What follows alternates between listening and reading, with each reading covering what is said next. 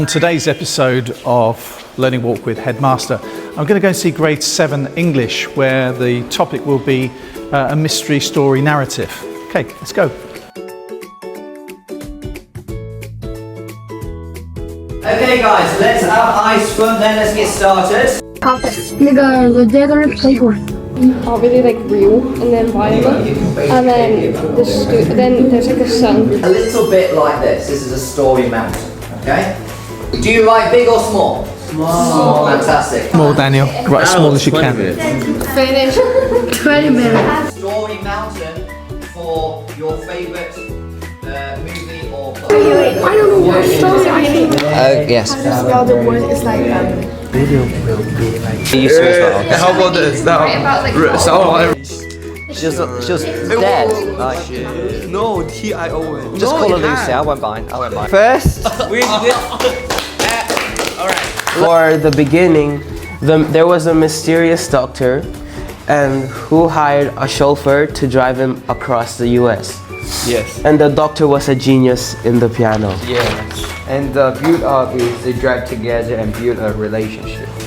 Some of the following characters in Harry Potter are Harry Potter, Voldemort, Hagrid, Dumbledore, Ron, Hermione, Ginny, and Malfoy. fantastic. Thank you very much, guys. Well done.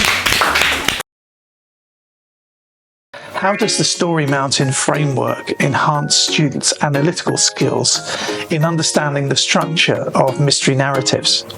So when we teach anything in class, we need to think of two things. The first one being the language difficulty, and then the cognitive difficulty, the thinking difficulty. The Story Mountain allows students to develop both of these skills at the same time. For example, when you create a story mountain, you're thinking about a logical sequence of events, cause and effect relationships between different events. And therefore, students are learning how to build a cohesive, logical structure that their readers can actually understand when they're reading their narratives. Story mountain, okay?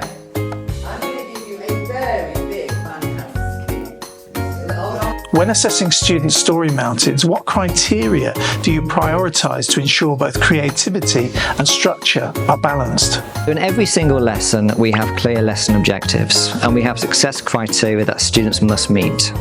For example, for week 2, we are focusing on vocabulary. So students have the creativity to choose their own words, use more complicated words that they've not used before, and get higher abilities. Another way to think about it is how we structure teaching grammar. So in week 3 of every unit, we focus on the grammar. This is really important. What teaching methods do you find most effective in guiding students through their English learning? There's not just one method that's great for every single student. The first thing we need to think about in all of our classes is that every student is an individual. So we adopt a data-based approach to teaching classes. Every single lesson, we collect a lot of data on what the students can and cannot do. We don't just evaluate their work, but we also talk to the students to make sure that they are progressing and they feel comfortable in the class.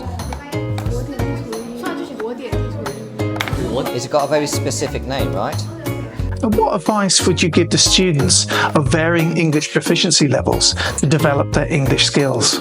We all compare ourselves to other people, and often when we do this, we're never really very kind to ourselves. The set of our English teaching here is that the students will produce a piece of work in week 1 and then reproduce that piece of work in week 4 or week 5, and they'll see the difference.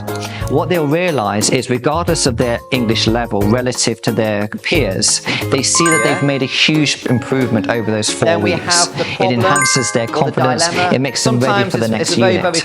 So my advice to all students would be to not compare themselves to other students, but compare their present selves to themselves in the past.